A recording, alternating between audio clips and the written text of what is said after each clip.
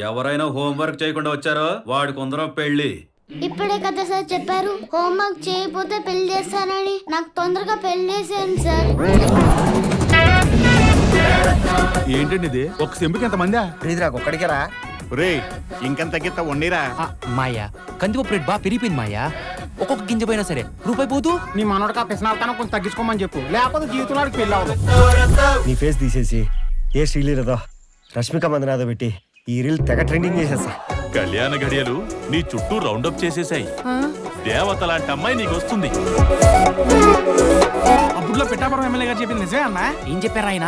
ప్రేమ అంటే సులువు కాదురో, అది నీవు గెలవలేవురో.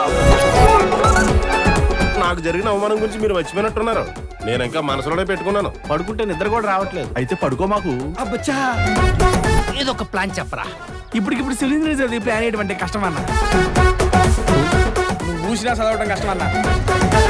ఆరోగ్యమే మహాభాగ్యం పథకం కింద మీ అంగన్వాడికి సరుకులు కూరగాయలు నేనే సప్లై చేద్దామని అడగడానికి వచ్చా. మీరు చూడ్డానికి మంచివారిలాగే కనిపిస్తున్నారు. రేపటి నుంచి తీసుకురండి.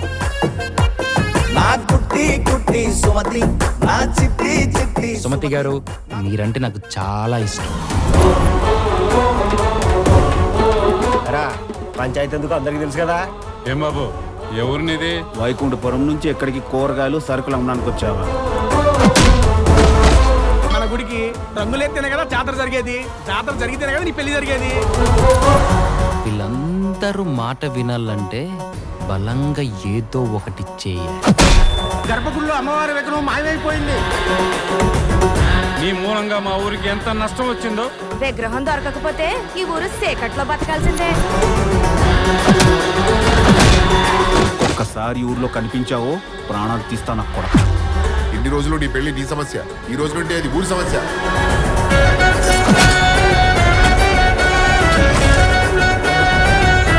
మీరు మత్తిలో ఉన్న పోలీసు వాళ్ళు కాదు కదా. అమ్మవారి విగ్రహం దొరకలేదు కదా. ఇక్కడ ఇంకో 2 రోజుల్లో మా అన్నం బలి ఇచ్చేస్తారు.